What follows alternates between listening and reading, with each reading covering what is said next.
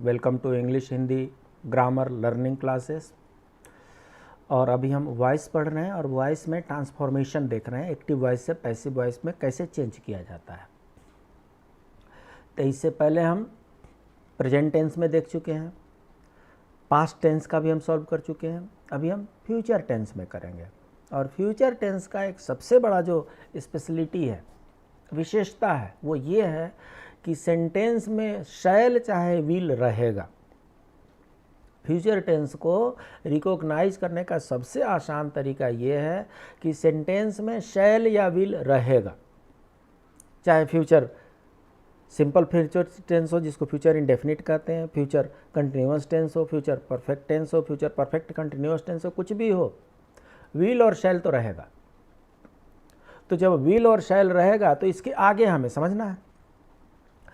तो जब हम टेंस समझते हैं तो टेंस में क्या करते हैं, फ्यूचर इंडेफिनिट टेंस में हम इसका जो स्ट्रक्चर होता है वो सब्जेक्ट होता है, सब्जेक्ट के अनुसार विल चाहे शैल होगा, वर्ब वन होगा, ऑब्जेक्ट होगा।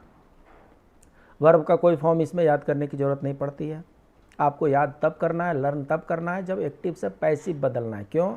क्योंकि पैसिव में जितने भी वर्ब होते हैं वो थर्ड फॉर्म में ही होते हैं, फर्स्ट फॉर्म सेकेंड फॉर्म नहीं होता। पैसिव वॉइस में थर्ड फॉर्म ही होगा। यहाँ पर एग्जाम्पल दिया है, I will visit my uncle tomorrow. तो यहाँ पे आई के साथ विल लगा है। विजिट जो है फर्स्ट फॉर्म हो गया। यहाँ पर देखिए, जब इसको हम पैसिव वॉइस में बनाएंगे तो पैसिव वॉइस में सबसे पहले सब्जेक्ट को ऑब्जेक्ट बना करके रख देंगे, सब्जेक्ट को ऑब्जेक्ट के जगह पे रखेंगे, फिर विल और शैल ऑब्जेक्ट के अनुसार होगा, प्लस बी लगेगा। इसमें नया चीज़ क्या लगा रहे हैं, बी लगा रहा है। वर्ब थर्ड होगा, बाई होगा और सब्जेक्ट का ऑब्जेक्ट हो जाएगा। Ram will eat the food. Passive voice क्या हो गया, the food will be eaten by Ram. So यहाँ पर बी जो है एक नया टर्मिनोलॉजी है।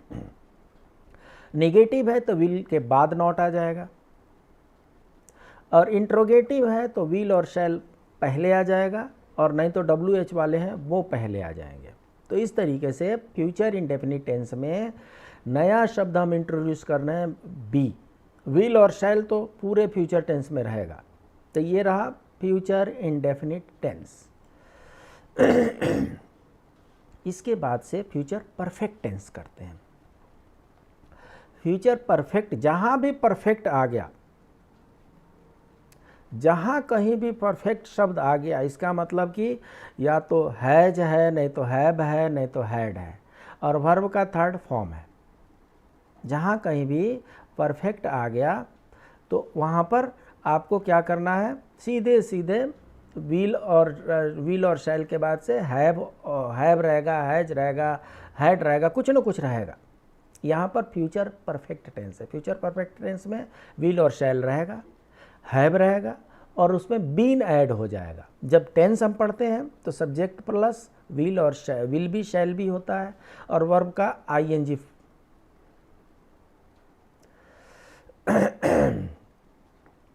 ये थोड़ा सा यहाँ पर क्या है, ये फ्यूचर परफेक्ट टेंस है और यहाँ पर ये फ्यूचर कंटिन्यूअस टेंस है। तो फ्यूचर कंटिन्यूअस टेंस में ING होता है।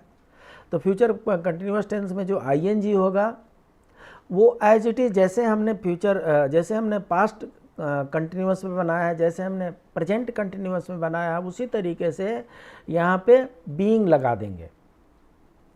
Ease, are, am, being done जो था वो प्रेजेंट टेंस में था। वाज, वेयर, बीइंग डन जो था वो पास्ट टेंस में था। Will be, shall be, being done, will be, shall be done, being done वो हो जाएगा, वो फ्यूचर कंटिन्यूअस टेंस में हो जाएगा। फ्यूचर परफेक्ट टेंस में हैव है तो हैव के साथ बीन लग जाएगा।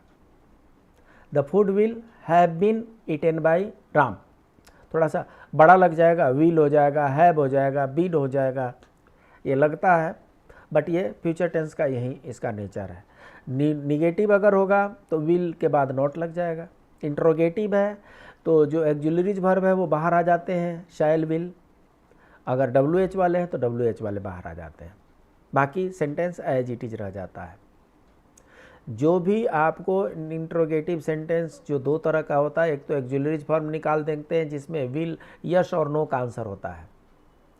यस और नो जो आंसर वाले होते हैं उसमें एक्सिलरीज वर्ब को बाहर निकाल देते हैं, और जिसमें क्वेश्चन पूछा जाता है उसमें एक्सिलरी वर्ब से पहले वाई, वेयर, हु, वोम लगा देते हैं। बन गया आपका सेंटेंस फॉर्मेशन। तो इस तरीके से फ्यूचर परफेक्ट टेंस में, फ्यूचर टेंस में कंटिन्यूअस टेंस का पढ़ना नहीं है, तो future indefinite tense, future continuous tense और फ्यूचर परफेक्ट टेंस। तो इस तरीके से 3 प्रेजेंट टेंस के, 3 पास्ट टेंस के और 3 फ्यूचर टेंस के। सिर्फ 9 टेंस आउट ऑफ 12, 12 तरह के 12 टेंस हमने पढ़े हैं, 12 टेंस में से सिर्फ 9 टेंस को हमें पढ़ना है। 9 टेंस को सिर्फ कहीं कहीं पे जो उनके एक्सिलरीज वर्ब है उसको चेंज करना है, कुछ ऐड करने वाला है उसको ऐड करना है। बाकी मोस्टली सब्जेक्ट के जगह पे ऑब्जेक्ट, ऑब्जेक्ट के जगह पे सब्जेक्ट हो गया, वर्ब का थर्ड फॉर्म हो गया और उसके बाद बाई हो गया। बस ये जो ऑब्जेक्ट है, जो सब्जेक्ट बन चुका है, इस सब्जेक्ट और वर्ब थर्ड के बीच में जितने एक्सिलरीज वर्ब है यहीं पे जो चेंजेस करने होते हैं वो करने होते हैं। बिल्कुल मुश्किल नहीं है, कोई कठिन नहीं है, बस ज़रूरत है थोड़ी सी प्रैक्टिस करने की, ज़रूरत है बार बार रिवाइज करने की। जब भी हम कोई नई चीज़ पढ़ते हैं, जब भी हम कोई नई चीज़ समझना चाहते हैं तो उसको बार बार रिवाइज करने से वो अपना हो जाता है। Practice makes a man perfect. आपको भी परफेक्ट होना है, पूरे इंग्लिश ग्रामर में भी, हिंदी ग्रामर में भी परफेक्ट होना है। फिर मिलते हैं अगले क्लास में, तब तक के लिए नमस्कार।